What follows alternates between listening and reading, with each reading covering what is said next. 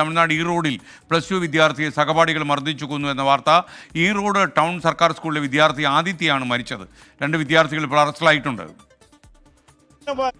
ரோட்டில் ஸ்கூலுக்கு ஏற்ற மாதிரி மயக்கம் போட்டு விழுந்துருக்கேன்னு தானே கொண்டு வந்து சேர்த்துருக்குறாங்க சார். நான் ஸ்கூல் யூனிஃபார்மில் தான் கொண்டு வந்து இந்த கண்ணில் கொஞ்சம் அடிப்பட்ட மாதிரி இருக்குது, ரத்தம் கட்டி இருக்குது. என் பையன் எந்த சண்டைக்கு போக மாட்டான், அமைதியான பையன். சண்டை போட்டாலும் 2 வார்த்தை பேச மாட்டாங்க.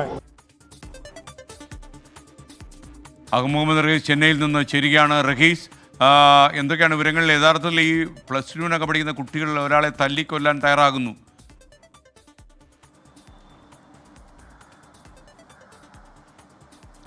SKN നടുക്കുന്ന കൊലപാതക വിവരങ്ങളാണ് ഇപ്പോൾ പുറത്തു വരുന്നത്. ബുധനാഴ്ച വൈകിട്ടോടുകൂടിയായിരുന്നു സംഭവം. അതായത് ഈ തമിഴ്നാട് ഈറോഡിലെ ടൗൺ സർക്കാർ സ്കൂളിലെ വിദ്യാർത്ഥി ആദിത്യയാണ് മരിച്ചത്.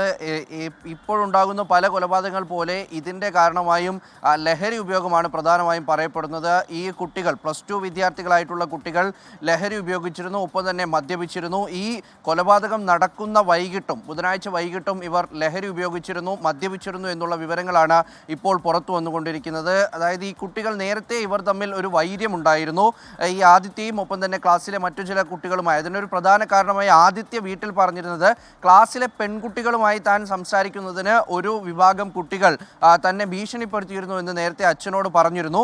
അപ്പോൾ അതിനുശേഷമാണ് ഈ ബുധനാഴ്ച ഇങ്ങനെ ഒരു സംഭവം ഉണ്ടാകുന്നത്. വീട്ടുകാർ പറയുന്നതിൽ ഏറ്റവും പ്രധാനപ്പെട്ട ഒരു കാര്യം, അന്ന് ആദിത്യ സ്കൂളിലേക്ക് എത്തിയിരുന്നില്ല. രാവിലെ യൂണിഫോം ഇട്ടുകൊണ്ടാണ് വീട്ടിൽ നിന്ന് പുറത്തേക്ക് ഇറങ്ങിയത്. പക്ഷേ വൈകിട്ട് ഈ കൊലപാതകം നടക്കുന്നത് നട റോഡിൽ വെച്ചാണ്. സ്കൂളിൻ്റെ ഏതാണ്ട് 200 മീറ്റർ മാത്രം അകലെ വെച്ചിട്ടാണ്.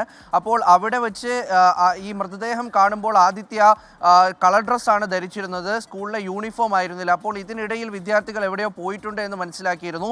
അതിന് പിന്നാലെ നടത്തിയ ഒരു അന്വേഷണത്തിലാണ് പോലീസ് ഇപ്പോൾ വ്യക്തമാക്കിയിരിക്കുന്നത് ഈ കുട്ടികൾ ലഹരി ഉപയോഗിച്ചിരുന്നു, ഒപ്പം തന്നെ മദ്യപിച്ചിരുന്നു എന്നുള്ളത്. അങ്ങനെ നേരത്തെ ഉണ്ടായിരുന്ന ഈ വാക്കുതർക്കം അതൊരു വലിയ അടിപിടിയിലേക്ക് പോകുന്നു. ശേഷം അത് മർദ്ദനത്തിൽ കലാശിക്കുന്നു. അങ്ങനെ തലയ്ക്കടിച്ചാണ് കൊലപ്പെടുത്തിയത് എന്നുള്ള വിവരം ആദ്യഘട്ടത്തിൽ ഇപ്പോൾ പുറത്തു വരുന്നുണ്ട്. എന്തായാലും പോസ്റ്റ്മോർട്ടം റിപ്പോർട്ടിലെ വിശദമായിട്ടുള്ള വിവരങ്ങൾ പുറത്തു വരാനിരിക്കുന്നുണ്ട്. ഈ സ്കൂൾ അധികൃതർ ഈ കുട്ടി സ്കൂളിൽ എത്തിയിട്ടില്ല എന്നുള്ള വിവരം മാതാപിതാക്കളെ അറിയിച്ചിട്ടില്ല. ഏതെങ്കിലും തരത്തിൽ ഈ സ്കൂളിൽ നടന്ന അടിപിടിയുടെ കാര്യങ്ങളൊന്നും തന്നെ വീട്ടുകാരെ അറിയിച്ചിരുന്നില്ല. പക്ഷേ സ്ഥിരമായി ഈ സ്കൂളിൽ വിദ്യാർത്ഥികൾ തമ്മിൽ തല്ലുകൂടാറുണ്ട്. അതിൻ്റെ ഒരു ബാക്കി എന്നോണമാണ് ഇത്തരത്തിൽ റോഡിലേക്ക് ആ ഒരു പോരു മാറുന്നതും ഒരു മർദ്ദനവും. ഒപ്പം തന്നെ +2 പഠിക്കുന്ന 17 വയസ്സുള്ള വിദ്യാർത്ഥികൾ മാത്രം ചേർന്ന് മറ്റൊരു 17കാരനെ റോഡിൽ വെച്ച് കൊലപ്പെടുത്തുകയും ചെയ്തത് SKN.